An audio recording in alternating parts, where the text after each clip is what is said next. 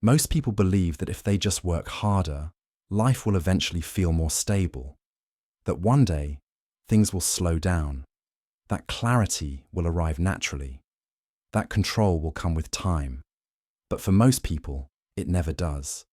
They move from one responsibility to the next, one deadline to another, 1 year into the next. And even though they're constantly doing something, they quietly feel like they're standing still, not because they're failing, but because they're moving without direction.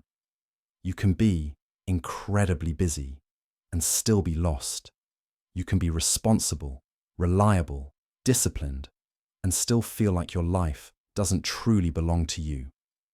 That feeling doesn't come from laziness or lack of ambition. It comes from living reactively. Most people never consciously choose the direction of their life. They simply respond to what appears in front of them.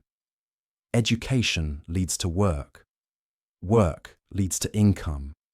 Income leads to obligations. And slowly, without any dramatic moment, life becomes full of routines, full of expectations, full of things that must be maintained. Nothing feels wrong enough to change, but nothing feels right enough to feel fulfilled. So people cope. They distract themselves. They optimize small habits. They look for motivation.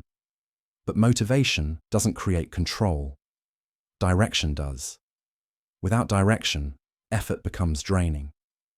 You push every day, but you don't know where the push is leading.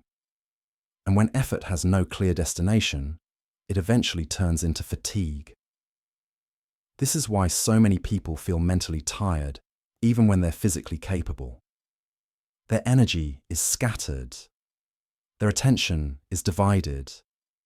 They're trying to move forward while being pulled in 10 different directions at once. When everything matters, nothing truly does.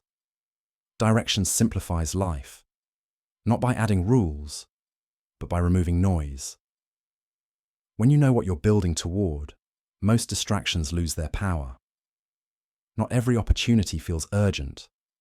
Not every problem feels personal. Not every demand deserves your immediate reaction. Clarity acts like a filter. It allows you to decide what deserves your energy and what doesn't.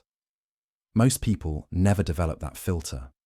They live on default settings, reacting instead of choosing, maintaining instead of designing.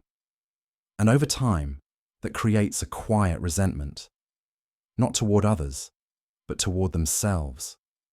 Because deep down, they sense that life is happening faster than their decisions. Control doesn't come from doing more. It comes from choosing less, choosing fewer priorities, fewer directions, fewer identities. The people who appear calm under pressure aren't emotionless. They're aligned. Their actions point in the same direction their values do. They don't wake up every day negotiating with themselves. They already decided who they are and what they're building. That decision removes friction. Without direction, discipline feels like force. With direction, discipline feels like maintenance. You're not pushing yourself forward. You're simply keeping yourself on track. That's why true control doesn't feel intense. It feels quiet, stable, predictable. And in a chaotic world, that quiet becomes a form of power. Most people believe freedom comes from having more options, but freedom actually comes from commitment.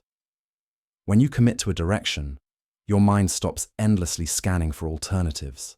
You stop questioning every step. You stop second-guessing your progress.